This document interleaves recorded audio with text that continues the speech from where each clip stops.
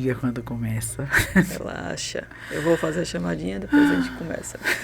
Igual vai pro médico. Vamos pro médico, né?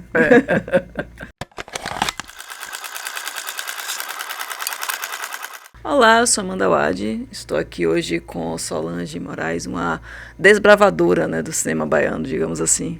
Essa produtora executiva, proprietária da Araçá Filmes e que vem produzindo... Desde quando, Sol? Desde 1996. Uau! Bem-vinda ao Prosa Cinéfila, né? Vamos conversar um pouquinho sobre esse processo. E primeiro com essa lógica, né? Eu queria começar exatamente ao contrário, né? Depois a gente vai lá para 1996, começar por esse final não, que você ainda tem muita coisa para fazer, mas sobre o festival, né, que você acabou de realizar. Os filmes que eu não vi, como é que surgiu essa ideia? Então, os filmes que eu não vi surgiu quando eu estava na BD Nacional. Eu fui presidente da BD Nacional em 2009, né? Mas eu já tinha um estudo, uma pesquisa que eu queria fazer um mestrado. Por que a gente não viu os filmes baianos, né? Estava no recorte baiano. Quando eu vou para a BD Nacional, eu começo a viajar todos os territórios, 27 territórios do Brasil. E aí eu comecei a ver que tinha muito filme que eu nunca tinha ouvido falar.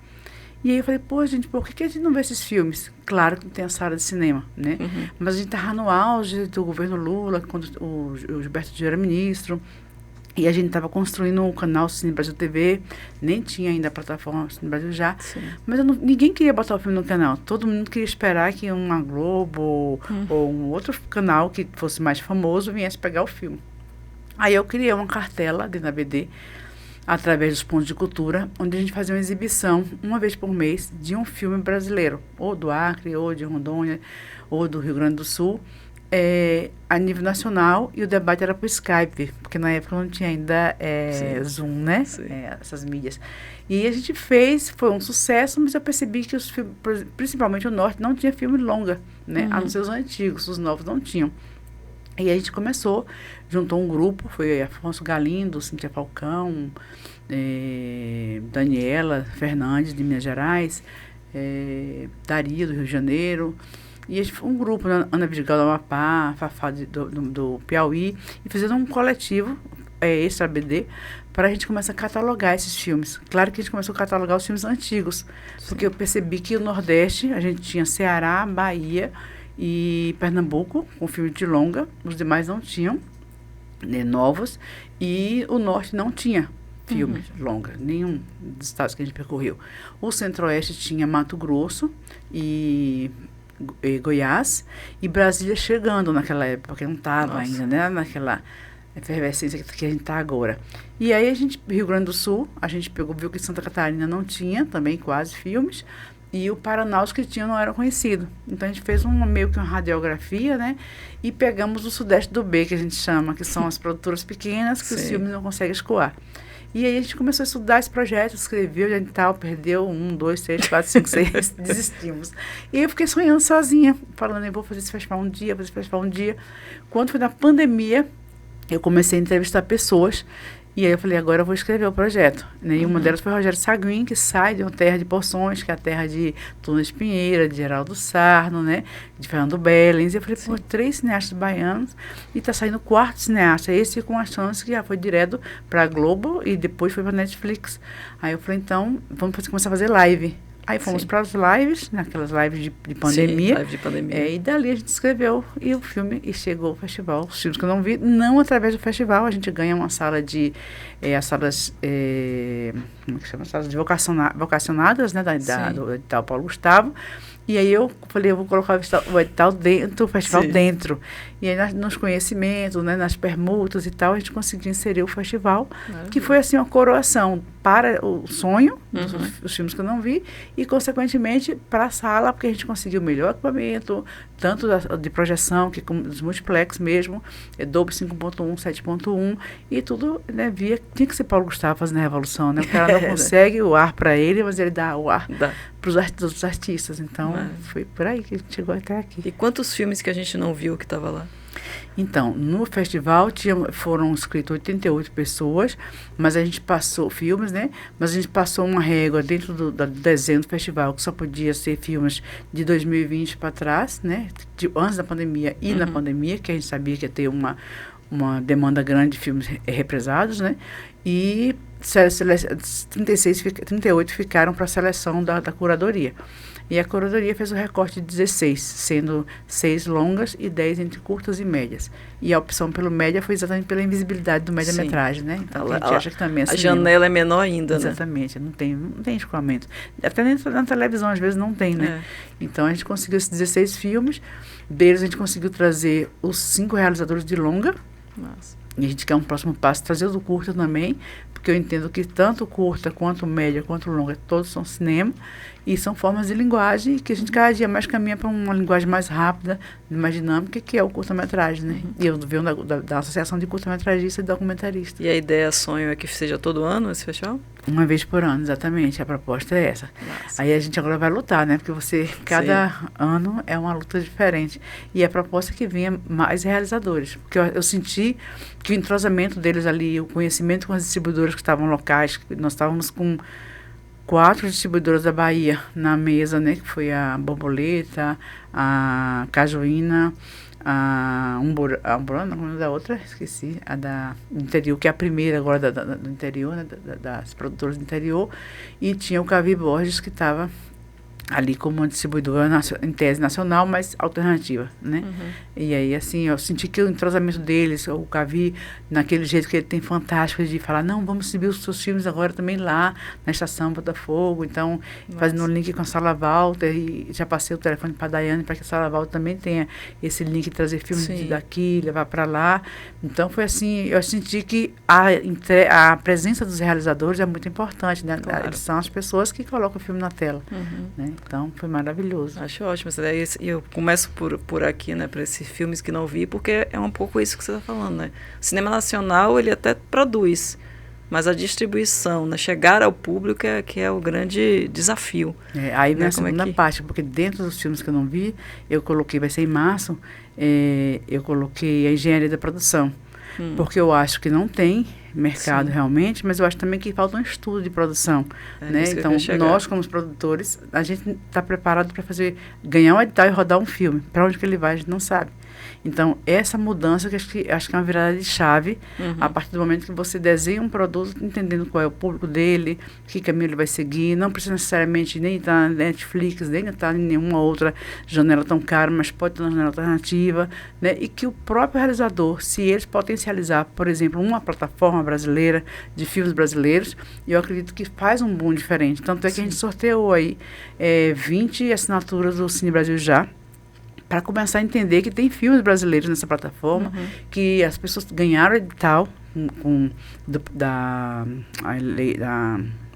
do FSA, né, para a TV Brasil, mas também tem a Cine Brasil Já, que é uma plataforma, e que a gente comece a acessar mesmo. É tão barato, sei lá, R$9 por mês, né? Você pode fazer um pacote que vai sair mais barato ainda, mas a gente sorteou 20 e vai sortear no Instagram também, no intuito de chamar a atenção para essa plataforma, e que tenha outras também, porque a gente sabe que tem, eu conhecia de Mato Grosso, conhecia do Acre, conhecia do Menino do Amapá, que é uma sala de cinema que também tem a plataforma. Então agora o segundo momento a gente está mapeando as plataformas do Brasil, né, e as salas alternativas que existem, exatamente para poder começar a falar delas e trazer ao realizador que ele chegue nos outros canais importantes, a gente quer, mas que comece da sua aldeia, né, da sua aldeia para o mundo, e potencialize sua aldeia, que no nosso caso é a Cine Brasil Já, que foi construída no governo do Gilberto Gil, pelo Ministério da Cultura. Né? Que é isso, que é ótimo ter um filme na Netflix ou ter um filme numa sala de cinema do shopping, mas precisa também ter algum lugar para o público ver, né? Que não adianta, se você não chega lá, também não chega em lugar nenhum, como é que faz, né? Então essa é uma forma de furar essa bolha, principalmente das majors, em primeiro lugar, e depois do eixo, Rio São Paulo. Né? Porque parece eu acho que também tem, por exemplo, os cursos de cinema. Até onde eu mapeei, eu vi 62 cursos de cinema entre academia e técnicos, né? Cursos técnicos. Então, se, por exemplo, as universidades tivessem um convênio com essa plataforma ou com outra plataforma que fosse de filmes brasileiros, os alunos começam também a consumir essa plataforma. E a gente não fala disso, porque se você pensar, 62 cursos, vamos supor que por ano forme 10 alunos por curso. Você está colocando no mercado 620 alunos no mercado, né? E esses alunos estão falando do quê? Todo mundo está dirigindo? Todo mundo está produzindo? O que as pessoas estão fazendo, né? E no mínimo, cada TCC desse é um filme, né? Então, exatamente. Eu mesma, quando eu formei em cinema, eu ficava assim, poxa, eu não falei de filmes brasileiros. Eu vim conhecer o Coni de Campos, o Ney São Paulo, porque eu levei para a universidade não falava dele, sabe?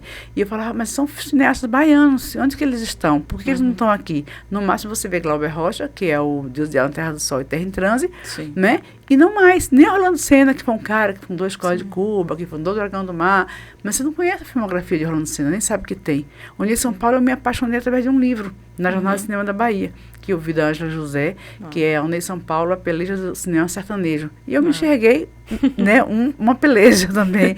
E eu falei, cara, quero conhecer os livros desse cara, os filmes desse cara. E comecei a descobrir que ele tinha escrito o livro, que ele era o embaixador do Brasil de outros formatos. Aí eu fui para o Valdo da Silveira, que nunca foi cineasta, mas sempre foi um crítico. O Cosme Alves Neto, que também nunca foi cineasta, mas era um cara que levava o cinema para fora.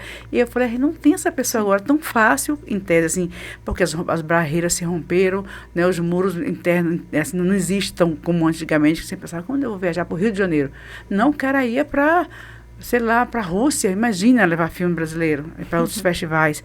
E agora mesmo a gente encontrou filmes, tanto do Onei quanto do Orlando, na Alemanha, porque esses caras tinham tanto medo da ditadura que mandavam o filme para fora. Sim, o Onei, né? Tem o filme, né? Exatamente, e começou a falar, poxa, que a gente não estuda isso? Por que esses cursos não trazem isso para a gente? Sim. Então, eu acho que se as universidades tivessem um acordo com uma plataforma como a Cine Brasil já, de qualquer forma, os alunos iriam acessar por curiosidade. Sim. Eu trouxe a Cardume também, porque eu já vi que a Cardume tem um trabalho só de curta-metragem. E eles também sortearam 2 assinaturas. Mas, por exemplo, se todos os alunos de faculdade têm um nicho dentro da própria Cardume que é para alunos universitários, né? Então, se eles veem a filmografia do outro, já muda o olhar, já muda o impacto social que você vai trazendo, sacou? Sobre o cinema. E aí, isso aí eu sinto falta. E eu acho que os festivais têm esse papel de provocar, de discutir, de debater. Sim. Eu mandei carta para todas as universidades, não foi nenhuma.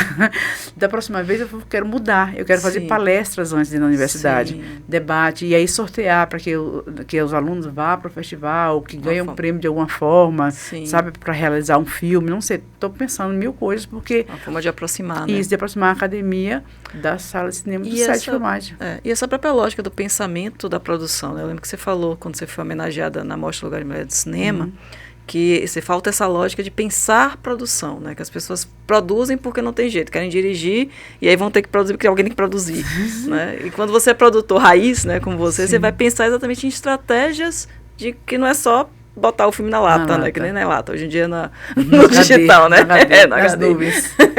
Mas como é que eu vou fazer o filme circular, fazer o filme existir, né? Porque o filme só existe na apreciação do outro também, né? Sim. Então, você acha que também essa noção disso, para ter uma disciplina de produção que realmente provoque isso nos alunos também seria uma... Quando eu fazia cinema, eu fiz na FTC, depois eu fiz na UFBA, né? E quando eu ia falar de legislação, que eu ia falar de editais, aí alguns professores falavam assim, vamos parar para a Solange fazer política.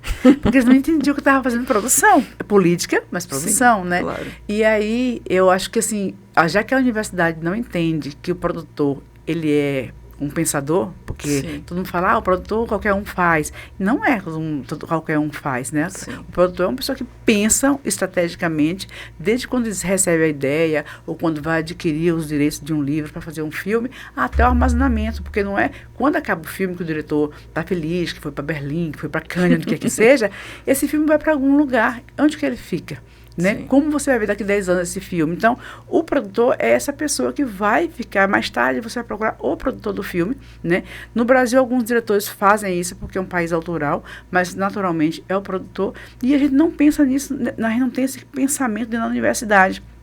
Aí eu ainda brinquei, eu falei assim, já que não é uma matéria, não é um curso de criação, né, que é a produção, então vamos fazer extensão na universidade, porque aí chama os técnicos tipo eu, Silvinha, todo mundo que fez produção. Então são cases que você trabalha dentro da universidade, para que esses alunos que estão pensando na direção vão entender que para ele dirigir, eles precisam de um produtor, né? E aí eu trouxe o Fabiano Gulani também para fazer um debate, porque o Fabiano, eu comecei com ele também estava, quando eu comecei com o Fabiano, fazendo o Narrador de Javé, a produtora deles era pequenininha. Sim. Ele começou até muito engraçado, ele botou uma foto dele, jovem, sei lá, de seus 23 anos, 6 anos, colocando assim, não tem lugar para as produtoras pequenas. Isso era ele falando. E ele falando, todo mundo vai falar isso um dia. Alguns vão chegar onde querem, outros não vão chegar, outros não querem chegar nesse lugar tão grande. Eu, por exemplo, particularmente falei com ele, não me interessa, meu sonho é outro, mas tem pessoas que querem chegar a esse tamanho. E ele pôs essa foto falando que quando ele estudava na FAAP, ele era colega de Laís Bodansky, de Beto Branco, quer dizer, foi uma nata do cineasta que saiu naquela época ali, de cineastas fantásticos. E ele falou, quando ele leu, todo mundo queria ser diretor. Aí ele falou, vamos ser produtor, já que todo mundo quer ser diretor. Sim. O irmão dele topou e aí eles abriram a Gulani. Então foi bom, assim, empírico, né? Eu escolhi ele por ter convivido com ele. Eu achei, sim, a forma dele trabalhar a produção muito humana. Então, assim, por exemplo, foi a primeira vez que eu ganhei por mês para poder buscar patrocinador, ter dinheiro para poder pegar um táxi, na época não era Uber, era táxi, para almoçar ou jantar com um cliente que estava captando recursos. Não existia isso. Coisas então, básicas, então, assim, foi a primeira vez que eu senti alguma coisa que o produtor era respeitado de alguma forma na parte da captação de recursos.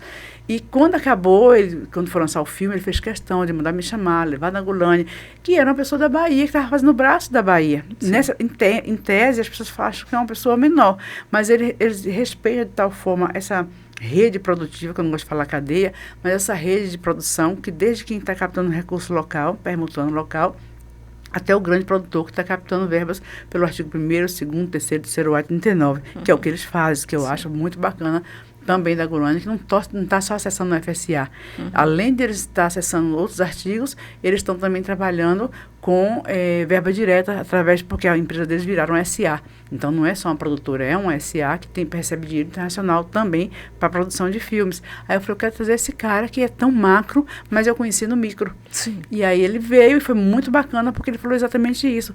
Que ele, ali dentro, todo mundo era diretor. Ninguém quer formar para ser produtor na faculdade. Sim. Todo mundo quer ser diretor. Então, naquela hora, ele fez assim, poxa, tem um nicho que eu preciso me apropriar. E se apropriou. E não necessariamente todo mundo vai fazer isso, mas, em primeiro lugar, eu acho que o produtor tem que estudar cinema, sim. E eu percebo que eu sou duas Solange. Uma, quando eu comecei na Truque, fazendo filme como técnica, cumprindo o beabá do set, né? Tipo, sim, a comida, o carro, a alimentação, pagando as pessoas, cachê, contrato. E outra pessoa, quando eu entro na universidade, eu já tinha 25 anos de cinema quando eu vou para a universidade, porque eu não tinha curso de cinema aqui. Sim. E eu falei assim, eu vou para a universidade para entender a cabeça do diretor. Exatamente isso, porque quando eu fui para a universidade, eu começo a estudar as escolas de cinema, eu começo a estudar o impacto que o cinema é capaz de provocar socialmente. Claro. Ele é um espelho social, porque se você perceber por época, o que mais se destaca naquela época, na época da ditadura? Quais foram os filmes que passaram? Qual foi quando a queda da Dilma, né, e a ascensão do Inonimável? O que acontece com os documentários? Basta você fazer uma leitura que é meio como um Pasquim. Você descobre a história de um tempo através do Pasquim. Sim, o cinema é a mesma coisa, que as pessoas se apropriam daquela câmara e faz suas denúncias, ou de forma ficcional ou de forma documental, né? E aí eu comecei a ver, é isso que eu preciso entender, para quando um filme chegar na minha mão, eu não tratar mais só como um produto, mas um produto que também traga arte, traga a identidade de um povo, né? E que transcende a nossa imagem para além das fronteiras, que é do Brasil, e para outro mundo. Sim. E assim foi, assim, meu Deus do céu, eu achei que foi uma janela que descortinou na minha frente, totalmente diferente. Sim. E aí eu começo a sair da produção comum para a produção criativa, que é o que eu faço hoje em dia. Então, eu não entro mais no set, eu não fico no set mais de 24 horas, e eu não faço a produção executiva, que é a gestão do dinheiro. Sim. Quando a pessoa não abre mão da minha produção executiva, meio como está aí a Sofia, agora e Kiko, com o primeiro longo da Sofia, que eu fiz o primeiro curso também. Assim, para mim foi assim, foi como se eu tivesse feito um elo, sabe? Sim. E aí eu falei, eu não fico mais na parte financeira. Então eu convidei Emerson, que já vem fazendo a produção executiva para mim em outros filmes, e falei, você vai fazer a produção executiva e eu vou pensar com o Kiko e com a Sofia, que são os produtores, a parte macro do filme, para onde ele vai andar, qual é o impacto social dele, né? O que a gente vai fazer desse filme para o mundo, né? Porque a gente... Ele existir, de fato. A gente tem que ter essa pretensão de mundo, mesmo que ele não percorra tanto e que ele tenha alguns recortes, mas o filme Sofia é um filme universal também, é um filme que fala da mulher mulher, que fala da perda, então que pode ser em qualquer país do mundo. Então, aí eu já vou estudar outros formatos, outros impactos, né? E aí eu acho que a universidade tem esse papel, por isso que eu digo, não pode ser dissociado, só técnico nem só universitário. Você tem que ter os dois lados para você fazer uma escolha mais concreta do que você quer, né? E acho que a universidade foi, principalmente a Universidade Federal da Bahia, eu achei que ela foi importante da minha parte criativa, sabe? Porque a minha imersão foi muito grande e a pandemia me fez mergulhar, depois já estava formada, mas a pandemia me fez revisitar meus livros, que eu tinha lido com um olhar e agora eu li com outro olhar, exatamente. E como é que você faz para escolher os seus projetos? Eu sou apaixonada, né? Então, assim, não pode ter qualquer projeto. Eu sou delicada, eu falo, olha, eu não estou com muito projeto, não vou pegar esse, mas assim, eu tenho que fazer por paixão. Tem que ser temas que mexem comigo, né? E com meus sonhos também. Que eu acho que isso que é bacana. Tem que ter pessoas técnicas que vai fazer qualquer tipo de filme, e não está errado também, eu acho que tudo é mercado. Agora eu digo assim, eu não tenho pai, não tenho mãe, e não tenho para onde voltar, então eu tenho que escolher. Eu posso escolher o que eu quero fazer. Então, eu escolho os filmes que eu quero, né, as histórias que eu quero contar. Eu fiz um experimento que não foi sonho, assim, que foi com o Prodave 5, e era uma verba que vem direto do distribuidor. E você não escolhe os atores, basicamente você não escolhe as equipes, porque o distribuidor aporta a verba e você... Sim, só você dá umas indicações, mas ele é quem bate o martelo. E eu não me senti bem, assim, meio que eu me senti tolhida, eu queria fazer mais coisas, não pode, o tempo é muito rápido, tem o tempo da distribuição, do distribuidor de mercado, né? Eu falei, então não tenho muito interesse nesse papel, eu sou mais do papel empírico, né?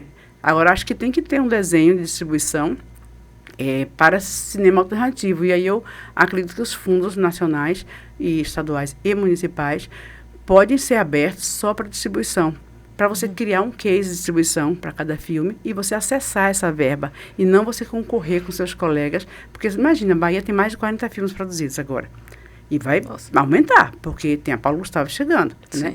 Uma potência de alunos que estão saindo da universidade, porque eu já conversei com vários, tem muitos projetos bons, eu gostaria de ler todos, mas não dei conta, mas assim, passou por mim uns 20 projetos que me procurando.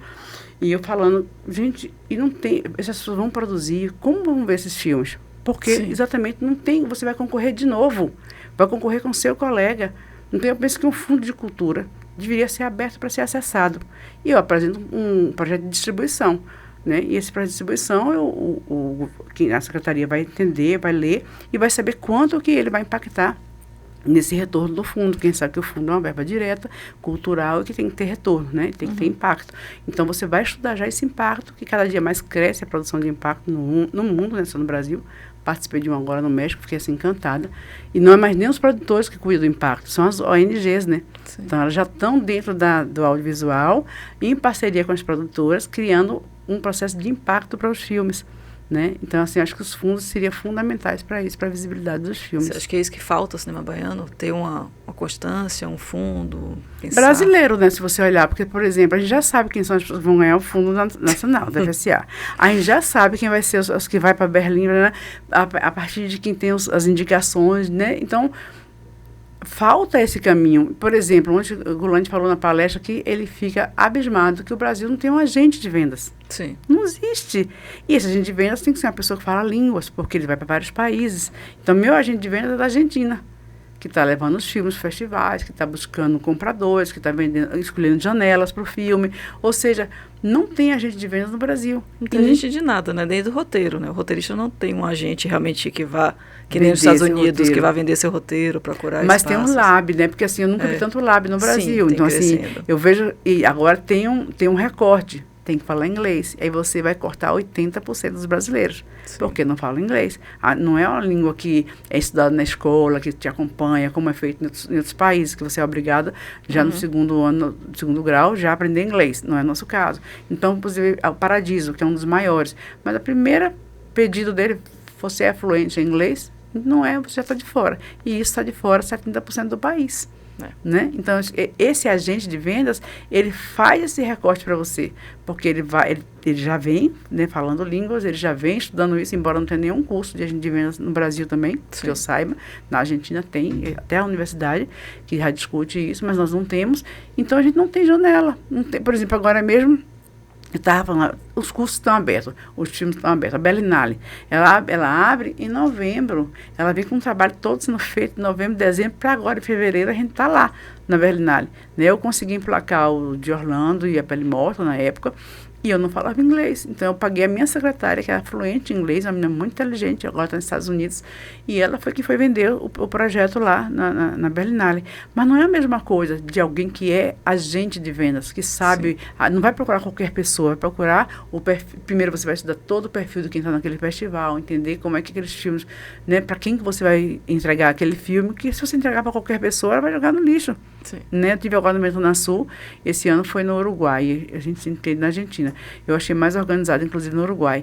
Mas os painéis, eu como ficava assistindo e entendendo o que eles estavam querendo ali. Porque não adiantava levar para qualquer pessoa. Então, por exemplo, a Itália tinha muito a ver com o filme de Sofia. A Espanha tinha muito a ver...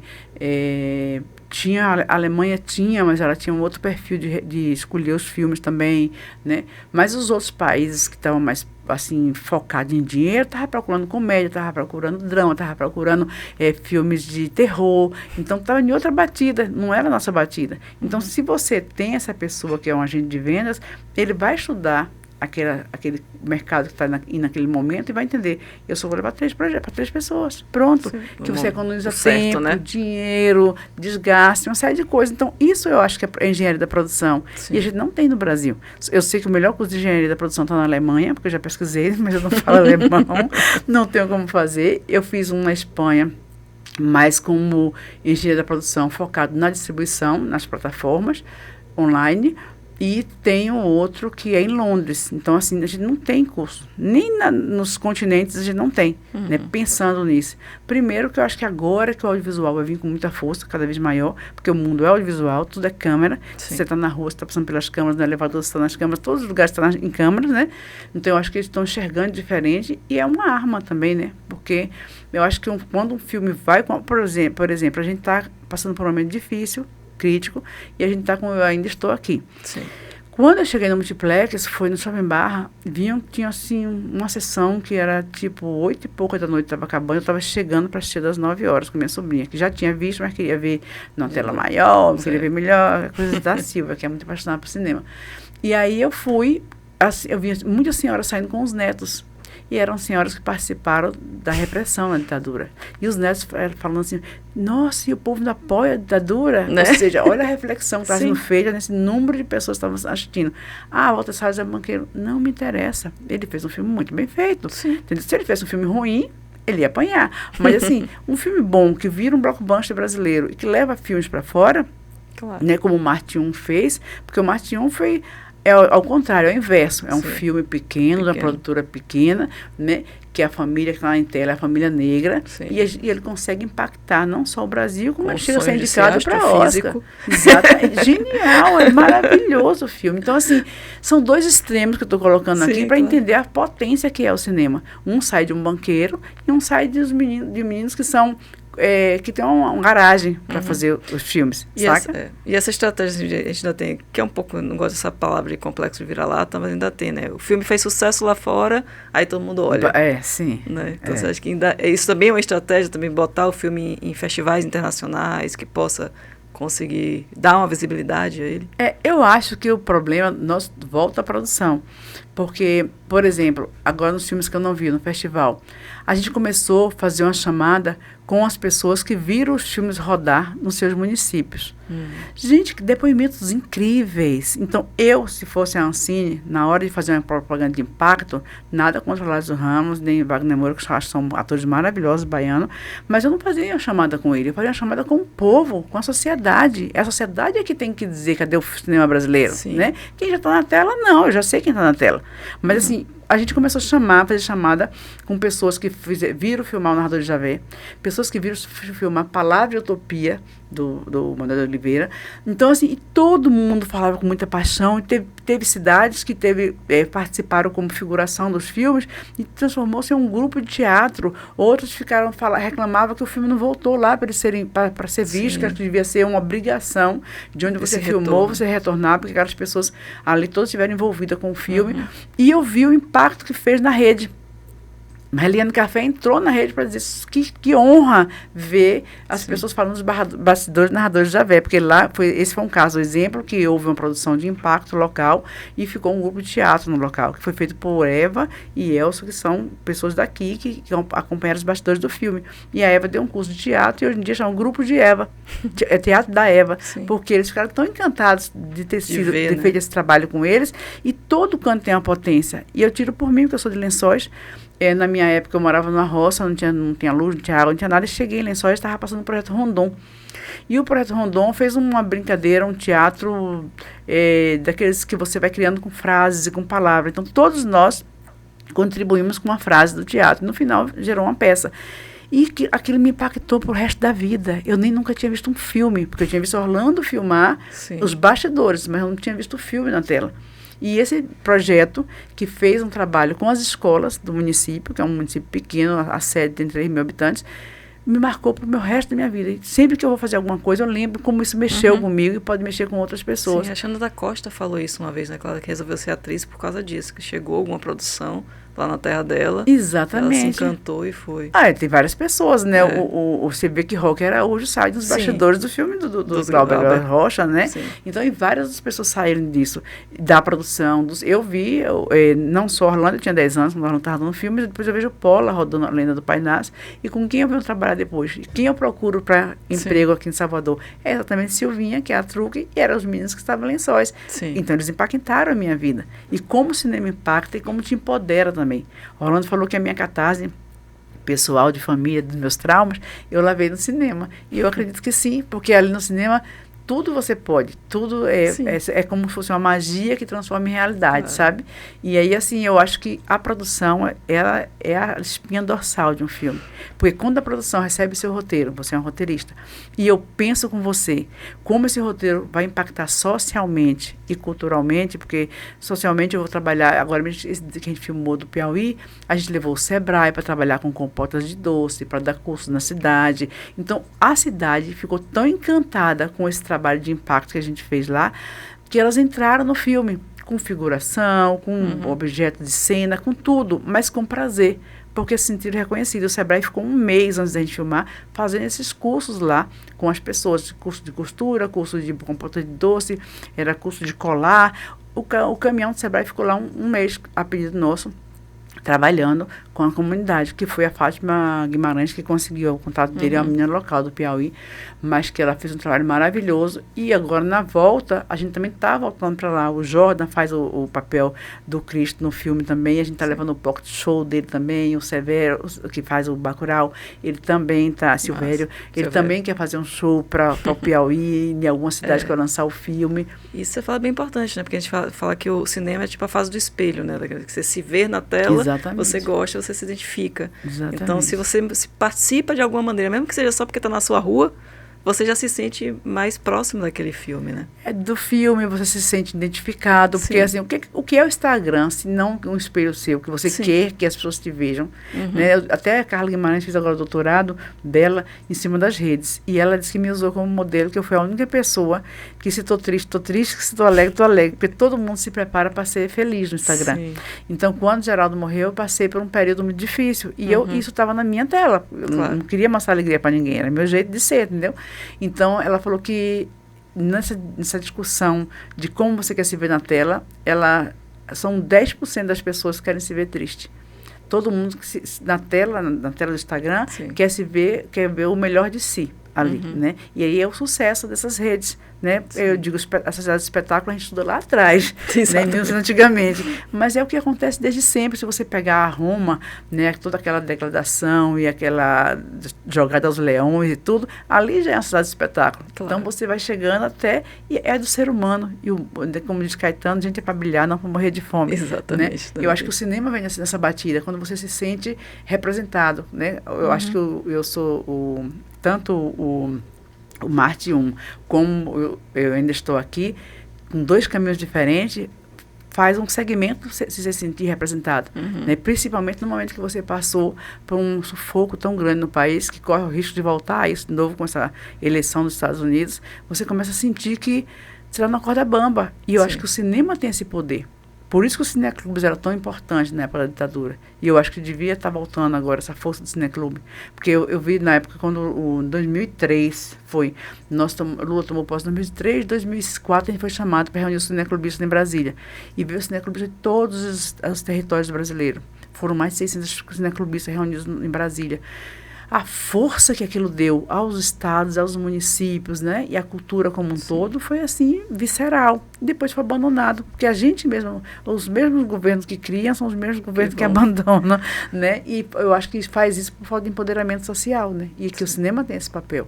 Eu acho que os cursos de cinema também vêm nessa batida, mudando. Você vê Cachoeira, você vê Vitória da Conquista. Sim. E eu vejo dois caminhos. Eu vejo Cachoeira trabalha mais com a técnica, né, com a linguagem técnica, e Vitória Conquista trabalha mais com a parte cult, mais empírica, mais, né, sonhadora. Pelos próximos filmes você vê Café e Canela, e você vê Alice dos Anjos, né? Então, são dois extremos, né?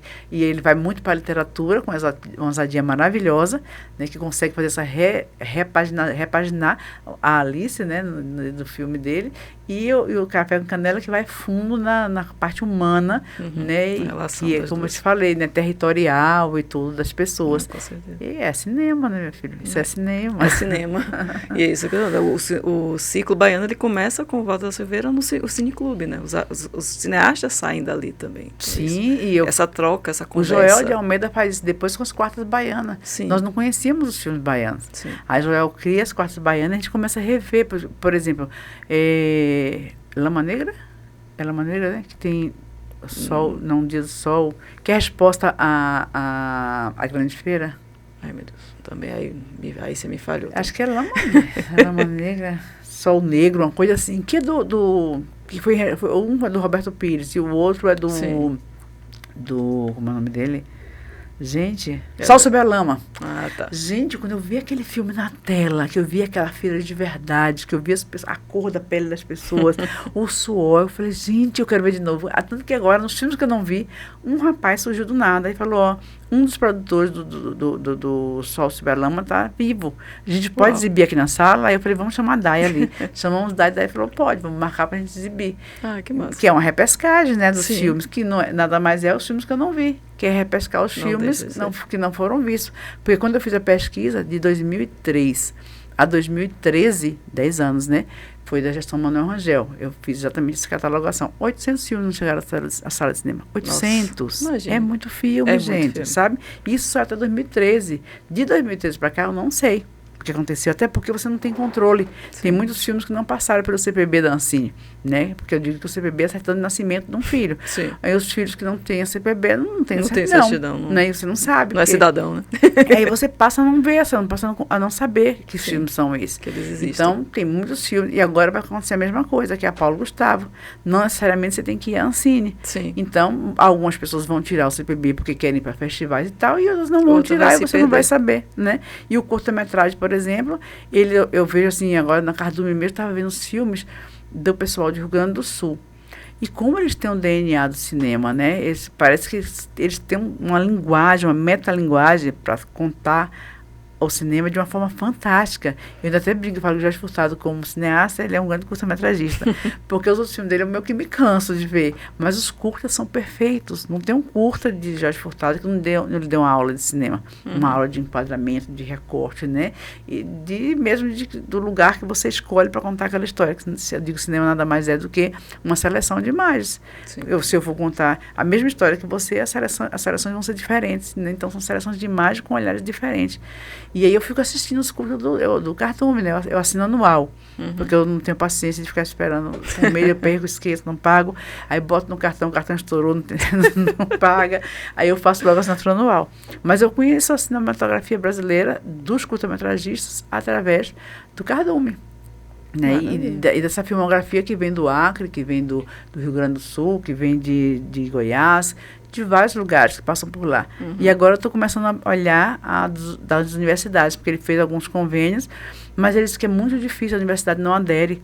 Né? Então ele pedia os filmes e as pessoas não faziam. E ele tem um critério que é não olhar se tem autorizações. Ele quer o filme, que ele pode sair do ar a qualquer hora, né? Sim, porque tem isso. Tem isso também. Dentro da própria universidade, a gente não discute produção. Sim, não discutir né? às vezes direito de imagem. Exatamente. Então você faz filme empiricamente, não pensa que ele vai chegar mais adiante. Então eu, quando eu tinha... é só universidade, né? É só para universidade.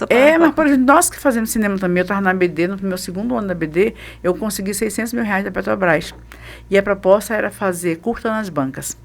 Então a gente ia colocar curta-metragem nas bancas do Brasil, porque tem essas bancas de jornal que vendia antigamente, a gente ia colocar assim. Aí quando a Petrobras começou a pedir os filmes, que a gente começou a fazer a pesquisa dos filmes, ninguém tinha CPB, ninguém tinha autorização de música, só tinha Sofia, que estava tudo certinho, Lula, não por acaso eu estava produtora deles, mas assim, porque eu queria ficar imitando o que eu tinha aprendido no Tieta. Aí eu falava assim, não tem que fazer contrato. Não sei o que, é um exercício que a gente está fazendo. E por conta disso a gente tinha as autorizações. E o CPB que não tirava.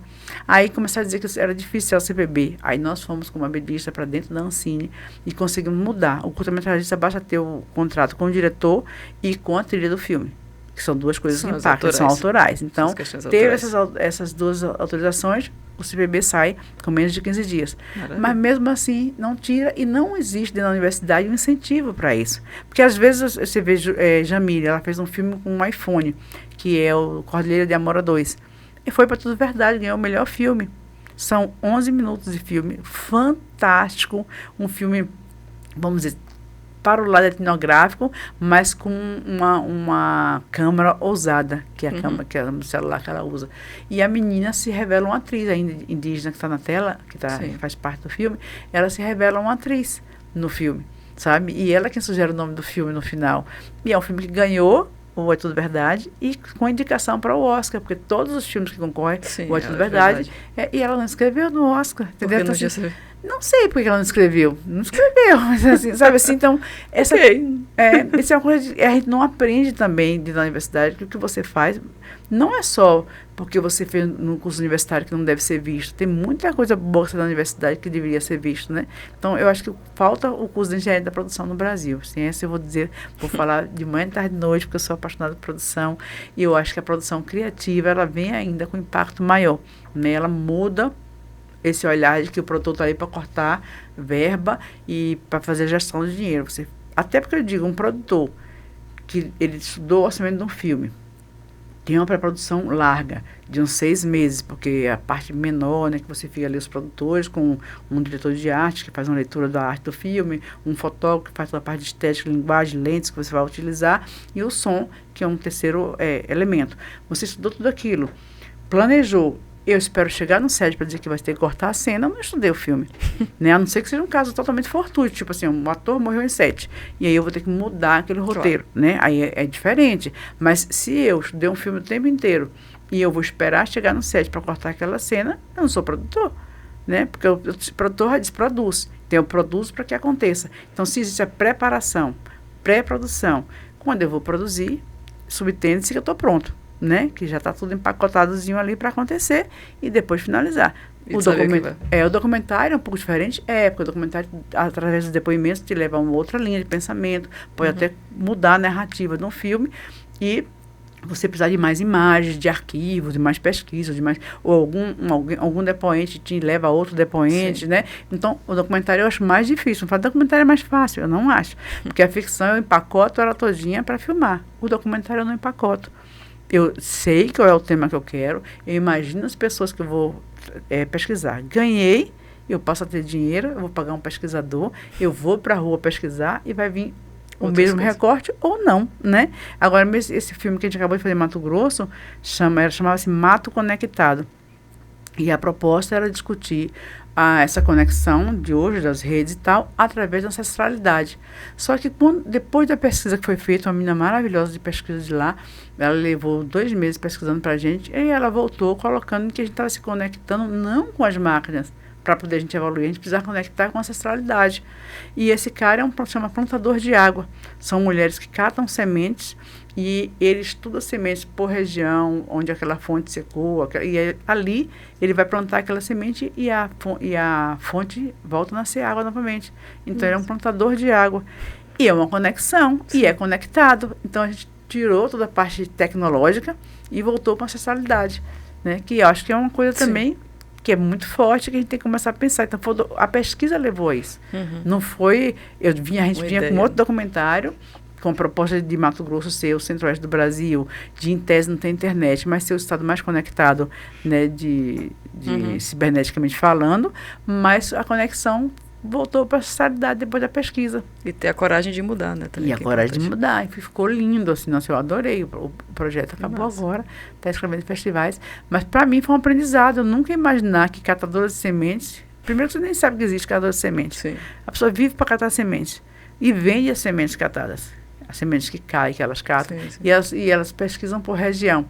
Né, o tipo de semente, o tipo de árvore que existia ali para replantar novamente. Às vezes fazem intercâmbios porque querem levar um tipo de planta para outra região também, mas aí já vem um estudo maior para saber se ela sobrevive naquela região. Ou seja, foi uma coisa que é totalmente diferente, que é o que o Santiago Alves falava, né? Você não escolhe o destino do documentário, ele se apresenta para você. E eu acho que é exatamente isso, né? Maravilha, como tudo, né? Como inclusive esse programa, a gente vai levando umas coisas e aí vai puxando outras.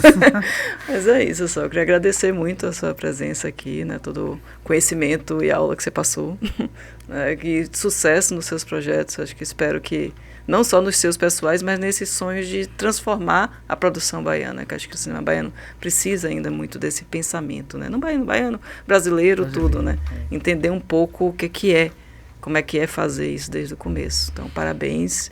E obrigada.